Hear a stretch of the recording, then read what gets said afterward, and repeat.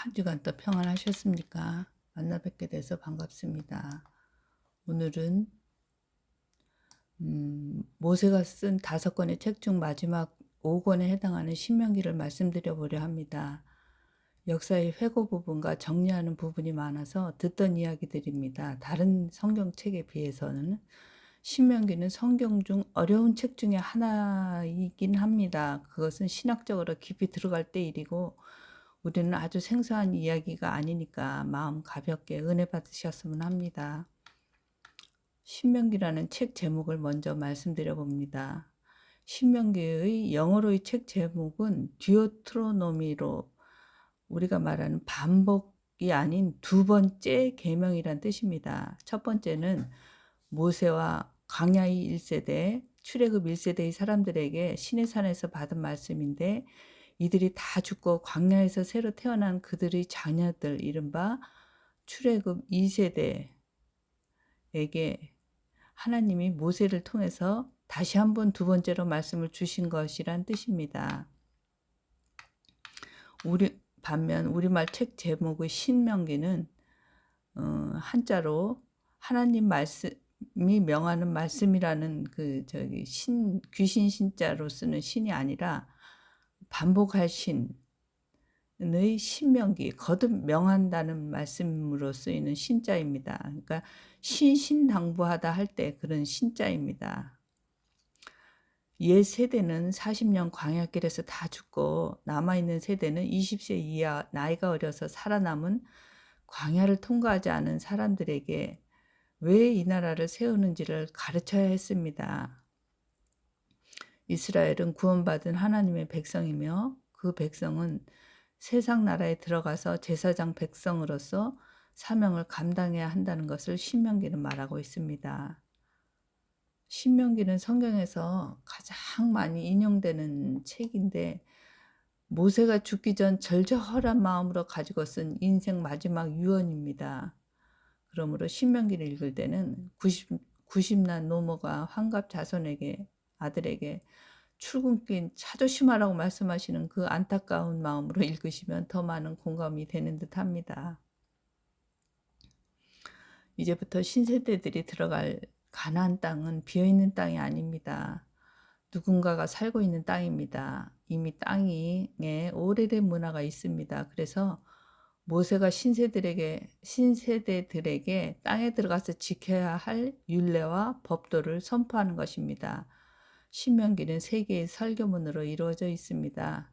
1차 설교는 1장 1절부터 4장 43절까지 역사 설명으로 광야 생활을 회고하는 과거 내용입니다.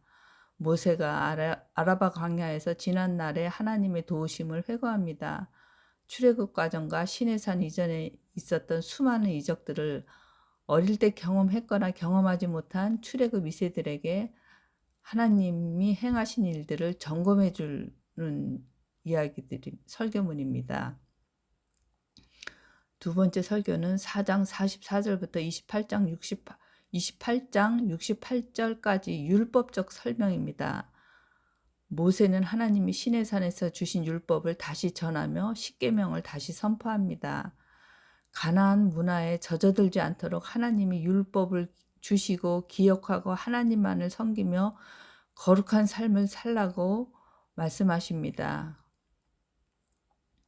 세 번째 설교는 29장 1절부터 34장 끝까지로 여호와께서 모세에게 명령하여서 모압 땅에서 그들과 세우신 언약의 말씀으로 추가로 주시는 율법입니다. 신세대들에게 언약을 재확인시키고 순종할 것을 요구하시는 건데 이 언약의 핵심은 간단합니다. 나는 너희의 하나님이요 너희는 내 백성이라고 하나님의 언약을 재확인시켜 주시는 것입니다. 이제 모세는 마지막으로 당부합니다. 요단강을 건너 가나안에 들어가면 온 백성이 그리심산과 에발산에 서서 축복과 저주를 맹세할 것을 명령하십니다. 율법으로 들어와서 구약 성서에 얼마나 많은 계명이 있는가는 아무도 정확하게 답할 수가 없습니다. 분류하기에 따라서 천차만별이 되기 때문이지요. 근데 이를 중세 시대에 처음 분류를 하게 되었는데 유대 전승에 따르면 구약 성서 중에서도 율법서라 불리는 창세기, 출애굽기, 레위기, 민수기, 신명기 이 토라 5경에는 613 개의 계명이 있다고 합니다.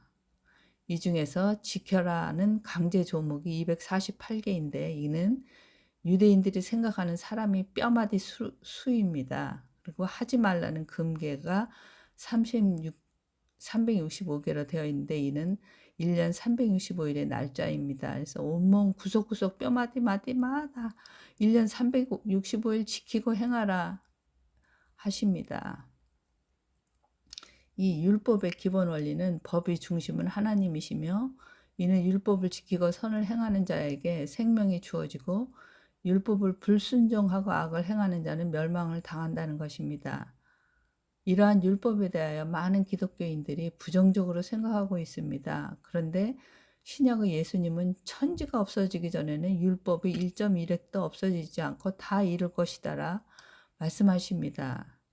이 말씀이 무슨 말씀이신고 1.1획도 다 이루신다니 율법이 언제는 좀 안 좋은 느낌이 들지 않던가요? 하시는 분이 있을 수도 있는데 저는 그렇게 생각을 했었기 때문에 한번 말씀드려 봅니다. 율법을 구원과 관련해서 언급할 때만은 부정적 요소가 많습니다. 구원은 율법을 행함으로 받는 것이 아니라 오직 믿음을 통해서만 받을 수 있는 것이기 때문입니다. 이 믿음을 통해서만 구원을 얻는 것이지 수많은 율법을 꼭 행해야지만 구원을 얻을 수 있다는 것이 아니다라 말씀하십니다. 그러므로 이것은 율법 자체를 부정하거나 율법의 무용성을 말하는 것이 아닙니다. 십계명은 후대 사람 그런 많은 율법을 십계명으로 후대 사람들이 간추려서 10개의 내용으로 간추립니다. 하나님이 주신 계명은 몇 개이다 이런 것이 없습니다. 사진 돌판에 십계명처럼 글씨만 그냥 쭉 써 있는 것입니다. 우리가 읽고 있는 성경도 몇 장 몇 절 이런 것도 후대가 읽기 좋게 나눈 것이지 원래 성경은 몇 장 몇 절 이런 거 없습니다. 그러니까 이런 십계명이 구체적으로 성경에서는 출애굽기 20장과 신명기 5장에 기록되어 있습니다. 이 두 십계명을 비교해 보면 제4계명에서는 안식일을 지키는 이유가 서로 상이하고 제10계명에서는 탐내지 말아야 할 대상이 조금 다르게 배열되어 있습니다. 이 두 4계명, 10계명을 제외하고는 동일합니다. 근데 개신교에서는 위에 사진에서 보시는 것처럼 개신교와 천주교가 십계명이 조금 틀립니다. 근데 개신교에서는 우리 것이 맞다 하는 하는데 신명기의 십계명을 보면은 천주교의 십계명과 도리어 유사합니다. 원본은 하나인데 종교 따라 종파 따라 형식을 문제 삼는 논란이 있기도 합니다. 구체적으로 십계명 내용을 봅니다. 십계명은 각 계명마다 계명마다의 해설은 시간이 허락된다면 언젠가 해보기로 하고 오늘은 전체적 내용만 보려 합니다. 1계명 너는 나 외에는 다른 신을 내게 두지 말라. 2계명 우상을 만들지 말라. 3계명 여호와 이름을 망령되이 일컫지 마라. 이 세 개의 계명을 어떻게 생각하면 좀 쉬워 보일 수도 있습니다. 다른 신 안 두면 되고 우상 뭐 안 만들면 되고 여호와 이름 딱히 따로 부르지 않으면 되고 좀 어려운 듯도 하지만 마음먹기에 따라서는 뭐 그닥 어렵지 않다 생각될 수도 있습니다.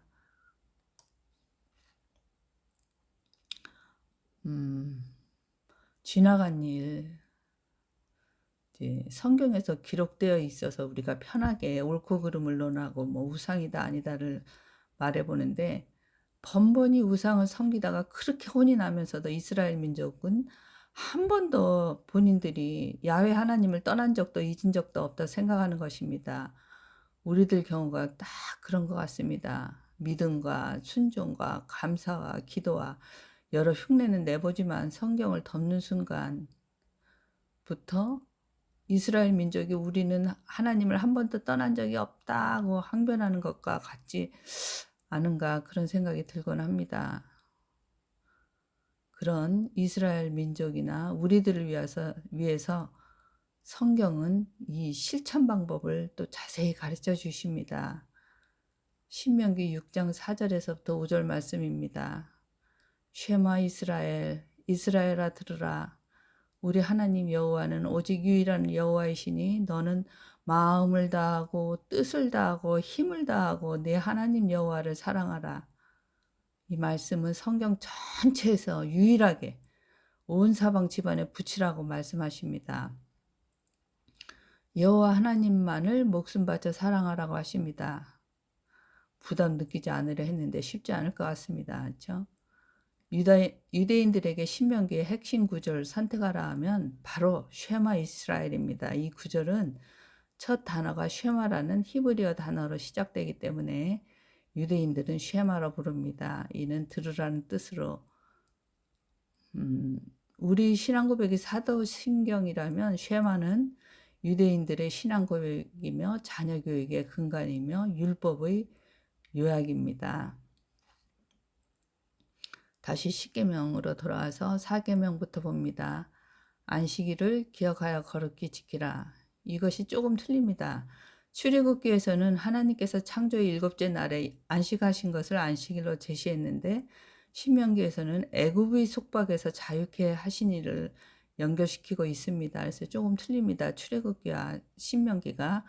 그다음에 5계명 내 부모를 공경하라. 6계명 살인하지 말지니라. 이스라엘 민족이 가나안에서부터 얼마나 전쟁을 많이 하였으며 사람을 얼마나 많이 죽였는데요. 그렇죠? 오죽했으면 출애굽 1세대가 다 죽었잖아요. 광야에서. 꼭 뭐 노사는 아닐 테고. 그래서 이때의 살인은 고의적으로 상해적으로 그런 살인하지 말라는 그런 살인을 말씀하시는 것입니다. 7계명 간음하지 말지니라. 8계명 도적질하지 말지니라. 9계명 내 이웃에 대하여 거짓 증거하지 말지니라. 10계명 내 이웃의 것과 내 이웃의 아내나 남종이나 여종이나 그의 소유나 낙이나 소유를 탐내지 말아라. 출애굽기는 10번째 계명으로 이웃의 물건이나 아내를 탐내지 말아로 되어 있지만 십계명 옛날 고증이나 신명기에서는 이웃집 아내와 물건을 따로 분류하였습니다. 이는 당시 아내들이 남편에게 버려지는 게 너무 식은죽 먹기로 쉬웠습니다.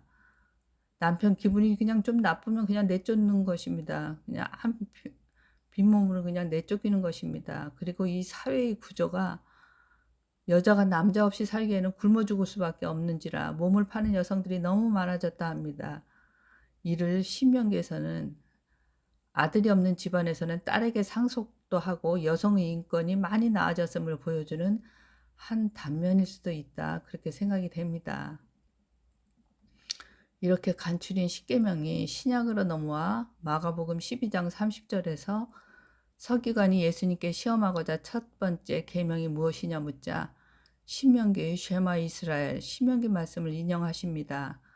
내 마음을 다하고 목숨을 다하고 뜻을 다하고 힘을 다하여 주 너의 하나님을 사랑하라 하신 것입니다. 최선을 다하여야만 이 계명을 지킬 수 있다 하십니다. 이 율법을 지키는 것은 너무 어렵습니다. 그 많은 율법을 지킬 수도 없지만 그렇지만 하나님을 뜨겁게 사랑한다면 저절로 지켜진다 합니다. 언제나 그렇게 뜨겁게 하나님을 사랑해서 이 많은 율법이 저절로 지켜질지 그것도 하나의 숙제입니다. 하나님을 믿는 인생의 최고의 능력은 하나님이 주신 것을 받아들임입니다. 받아들이는 만큼 복으로 만들어가는 것입니다.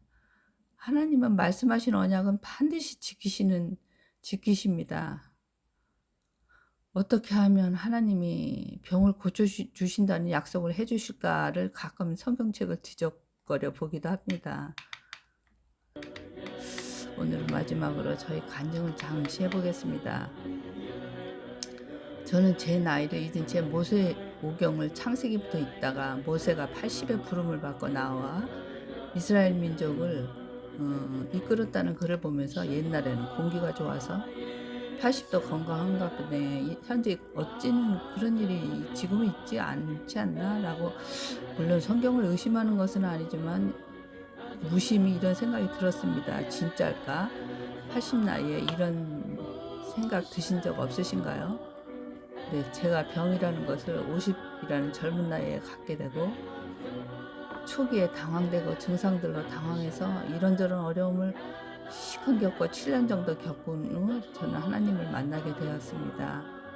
하나님을 만나기 전 저는 성경을 전혀 몰랐고 초등학교 때 크리스마스 날 과자 준다 해서 교회 갔는데 처음 온 아이들은 2층으로 올라가라 해서 올라갔다가 예배 끝나자 과자 든 아이들이 교회 마당에 있는 것을 보고는 잔뜩 기대했는데 1층에서 나오는 애들만 과자 봉지를 주고 2층에서 내려오는 애들은 책 중에 한 장씩만을 주었습니다. 그때의 실망감과 아이가 느끼는 배신감이 아직도 눈에 선합니다.